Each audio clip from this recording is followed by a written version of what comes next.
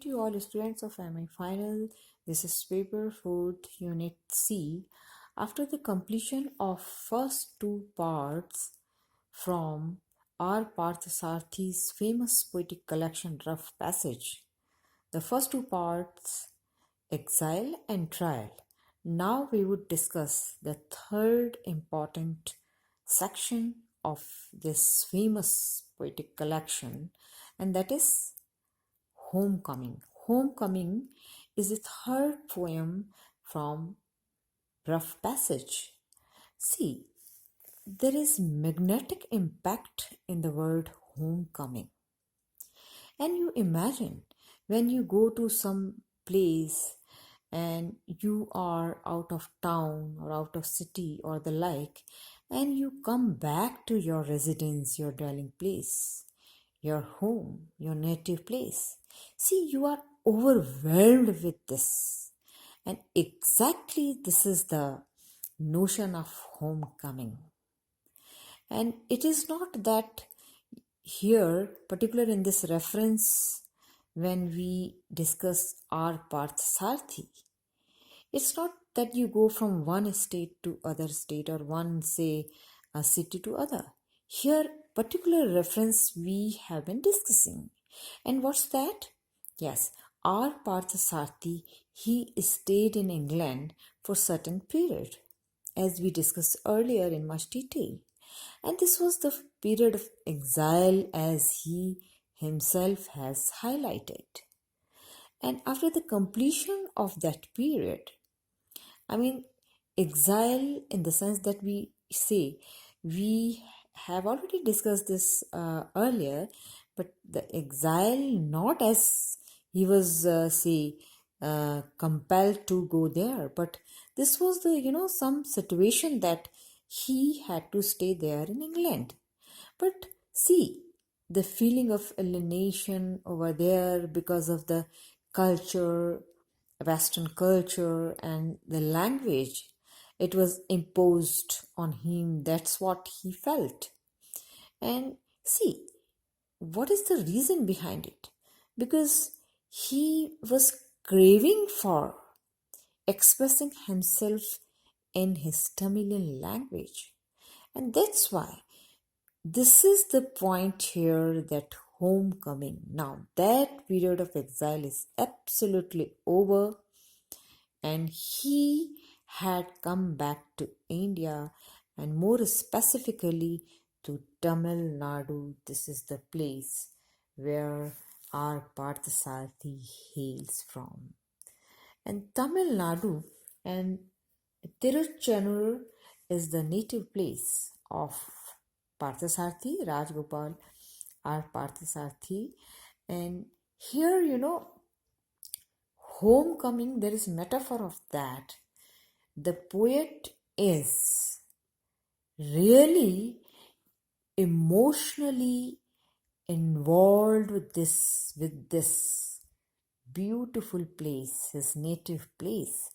And the theme and style is, whenever we study a poem, we must always ponder over and delve deep theme as well as style and so many other aspects of the poem.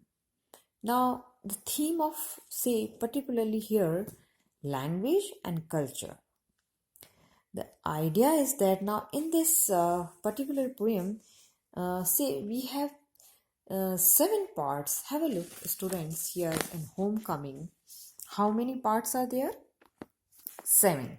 See the title. First of all, we have this style in this poem. It's cinematic impact technique.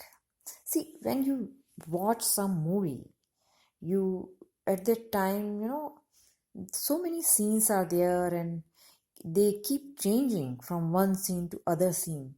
So this kind of style he has adopted, and this is really remarkable style. And what's that? Cinematic technique of the poet R. Parthasarthi. And the theme particularly focusing on culture as well as language. And other themes like we have bondings and belongingness to certain place, and then familial aspect of that, and then we have a cultural impact and the particular ethos, cultural ethos, and socio cultural dimensions, and so many other important aspects of life. So here, see, the point is that in this particular poem, we have different sections. And what are these sections? Yes, the first one is My Tongue in English Chains. And here, in this first, now first we will just have a look, 7 parts, okay? So that will be beneficial to you, just so that you would have idea about this particular famous poetic collection, Homecoming from Rough Passage. So first part prescribed in your syllabus is, the title is My Tongue in English Chains, and the second is And So It Eventually Happened. This is the second part. And the third one is I Made Myself an Expert. Mind you, all these poems prescribed in your syllabus. The fourth one, yes, with paper boats boy tickle her ribs. Then we have fifth one, the streets in the evening. And in the evening, yes, this is little have word. This is particularly focusing on the home word. See, this is the home word, and metaphor of home word is very, very prominent over there here. So you have title home word, and then sixth part is I see him now sitting at his desk.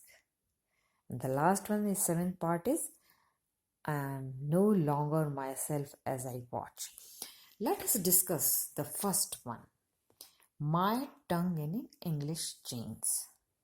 Now, students, mind you, what is the reason that the poet, he has here particularly laid emphasis on the word my tongue? Yes, the poet's native language. And what is that? Tamil language, Tamil. So this is my tongue. And what is the reason that he has, particularly mentioned this word in English chains? Metaphorically, the notion of slavery and chains, shackles. He was tied by that chain and shackles, and as it was imposed on him, just like slavery. So in a way, he was made prisoner over there. So prisoner in the sense of culture, Western culture and language. So tongue, my tongue in his. So this is, and then he has also pointed out the word Dravidic title, and this is his bonding with the Tamilian culture. So Dravidian culture actually is in which we have Tamil culture. So you just have a look here. We have different points. See, the text is also very important. You must be thorough with the text. That's why we have this is, see, this is the first poem in which, now the important points here we have Dravidian culture. When we talk about Tatter, has, what is the meaning of that? First of all, he has begun the poem with the kind of say slavery, imprisonment that he felt over there in England when he stayed in England for a particular period, as he pointed out the word exile, and the period is over, and now the homecoming with the pleasure, with the sweet, pleasing impact, pleasing influence of that place, and he was really overwhelmed with the feeling of homecoming to his native place. And see, when he says here, hunger for, particularly when he says hunger for you, So hunger for you means he was craving for say the language, Tamil language for this particular place. So the focus is on the theme of language, students, mind you, and culture of his native place. So native place is Tamil Nadu, and which is more specifically Tiruchenur. You must know this. And here, my tongue refers to the poet's native language with which he has been deeply attached. Okay, so see the earlier also I talked about the style. At this level, MA level, you must focus on the style, the kind of technique that poet has adopted. And what is the technique here? Yes, reminiscence. Okay, fine. The feeling of nostalgia over there, but at the same time, some kind of telescopic technique and cinematic impact of that. In this one scene, and then it keep changing from that point of view. That is the poet, he is when he highlight the point that his deep attachment, intense association with the place, with the language of Tamil, and Tamil and the people around him. So he there in England he felt out of place, but at the point when he has referred to homecoming, he really wants to express his intensity of emotions. Why? What is the reason behind it? Because bondings, belongingness, and the kind of his filial feelings and familial elements and features and all that. I mean, here, okay. So here, English chains, is that clear? Metaphor of slavery, and thus the language was as if imprisoned during this stay in England. So this was the point here. Now, Dravidian tattoo is actually he used for Parthasarthi's bondings and intimacy with Tamilian rich culture and heritage, rituals and customs and familial feeling and societal setup, and see his attachment to the society, all this. So this is, and now he also here say he speak a tired language here. Okay, see the tired language. Now what is the reason he has pointed out this? It implies that monotony in the use of foreign language. And see, psychological, this is psychological aspect is that when you have command over that language. Our Parthasarthi, he is remarkable. He has got remarkable command over English language. But it does not mean that you are really influenced by it, or say you have become slave of that language. No, not at all. The point is that your mother tongue and you are really attached with your soil, and you have responsibility towards your native place because of, yes, reciprocal relationship between the two. And this is the point here. That's why he speaks a tired language. I mean, here it's not here it's not the idea or his opinion that he has some kind of hatred for that. Now you must do away with this misconception. He loves all the languages, but only psychological point is with every human being. This is what he wants to highlight here. You really feel at home when you are among your family members. This is the when your members of family and see the people around, your friends and relatives and cousins. So this is this kind of thing. Otherwise, he says there in England, because all the time exposure of say foreign language and Western culture, and it became quite tiresome for him, and therefore indicates the environment. This is suffocation in that. It indicates that environment of suffocation in adopting artificiality and so-called pomp and show in Western culture. So there is, cultural difference here, particularly when he talked about Tamilian culture and foreign culture, Western culture, British culture. So this is the point here, and which was, that the too much use of foreign language, it was a sort of imposition on him. So hunger here is very important. Hunger for here, the meaning is that he was craving for his native language all the time. He was surrounded by foreigners and see the kind of see the culture and all that. So this was craving, and this his desire, it was fulfilled in when he returned and when he had come back to Tamil Nadu. So this is the point. Then the poet, he has quoted, now very important point here.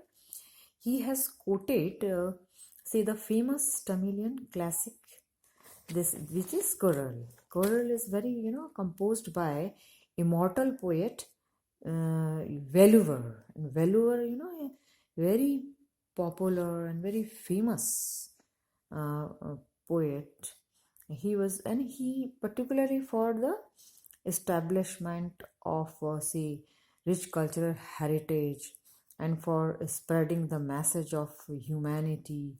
And this was, your kind of magical impact in that classical literature. And Partha Sarthi, he was really greatly influenced by this, culture. You just have a look. This will be quite beneficial to you here, point wise, for your better understanding, students. So we have, point wise. So Tamilian classic literature, and it has been highly impressive. And see the poet, he particularly he has pointed out that it has an everlasting impact on the human psyche, because you learn a lot, and it has been source of inspiration for the posterity, generations after generations. At the same time, when he talks about its eternal impact of that classical literature of Tamil. I mean, Tamil culture, in which we have multi-dimensional aspects. We have language, we have customs, rituals, classical literature, and then human values. All this, when you respect your elders and your, especially your forefathers, and all these, they are founders of your culture. So this much of knowledge, this much of feeling, rather intensity of emotion, a citizen must have. So it is quite natural, and how you are deeply attached to your soil. Okay, so the poet, here, but then particularly in the last point, he has also, made comparison of that classical literature with the present scenario, in which there is deterioration and degradation in some kind of, human values also. The commercialization of the language, and the, very cheap kind of use of, say, advertisements, and that kind of exposure which is not presentable. So there is kind of satire in the summing up here in the concluding lines of these poems. Okay, so this is the first. And now, as I pointed out, some kind of cinematic technique, one scene after another scene. Okay, so here, as I pointed out, the second, now come to the second part. And what is that second part, students? Yes, it is, and as he has earlier point out that I am highly influenced with Tamilian culture, literature. So the second part, in which his familial aspect is highlighted, and so it eventually happened. Some family reunion he has pointed out here. Just this is the second part. Okay, student, text is very important, so you just have a look text, and what is the title is, and it eventually happened. So this is the second part. Now, what are important points in this particular poem? See, the first point wise we will discuss the theme of reminiscence again. Okay, and the feeling of nostalgia. There is the depiction of poets family get together, reunion. And what was the occasion? As he has pointed out here, particularly the year in March 1959. And the place is, yes, Tiruchenam. And there, all the cousins, relatives, and they were gathered. And now the reason is that, yes, sad demise of grandfather. This he has pointed out. Just so unlettered ears, for your better understanding, just point wise. And what are important points in the text and the just have a look here, students. First of all, focusing on the theme as I have just mentioned. Now, what kind of theme here? Theme of bondings with his own Tamilian culture and language, along with familial, all this kind of atmosphere over there. And the poet, earlier when he stayed there in England, as he has called this the period of exile, he has been craving for that. So the reference of his, yes, family reunion, as he himself has depicted, the importance of relations. Yes, this is one of the important points here. And then we would just discuss this important here references. Now he has pointed out unlettered ears. The poet refers to the lack of communication among the relatives due to, yes, distance and his stay in England, and this was the no correspondence at that time. And now, yes, all the desires, they are fulfilled when he met his relatives. So then second point, as in the text also, see, you just have a look this text. He is pointing clouding instant recognition. What is the meaning of that, students? Yes, this is due to his long passage of time, this gap of time. They could not recognize each other when they happened to meet. I mean, particularly in this get together. And later on, yes, this another point that R. Parsarthi has pointed, his poetic artistic skill of picturesque depiction, when he says, yes, later each one pulled and sitting cross-legged, so close to each other, they were so attached to each other, familial feelings on the steps of the call tree. So in this way, in the afternoon, they enjoyed the quality time with each other. So these are certain points that he has. So what are the points here? Yes, the real love and intimacy among themselves. Now this kind of bondings, love among each other, relatives, cousin, it is source of rather energy for each other, and which he missed earlier, okay, when he stayed there in England. So this is, then he has also pointed out, see the fourth, just have a look. Here we scenes in the cinematic impact, how in examination, from examination point of view, the style and the poetic diction, the use of words, choice of words, all that you have to focus. You have to elaborate the point. So here are the scenes. Cinematic impact of that. How would you describe? First, yes, the cousins when they arrived by overcrowded bus. Minute observation made by the poet. Picturesque depiction we have. Okay, and then unlettered. They could not, recognize each other, and the lack of correspondence among them earlier, and later on they were so close to each other. They have been rather, but due to distance, among themselves. Then quality time, and then which is source of energy. All this, mindless depiction. And yes, what is the important point here when we discuss theme? The relationship between the past and the present.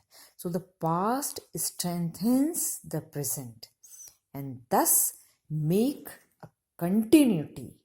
And this continuity the poet has highlighted throughout his poems. And that's why this must be the source of energy for the poet himself and also for the readers. Yes, we will continue. Thank you.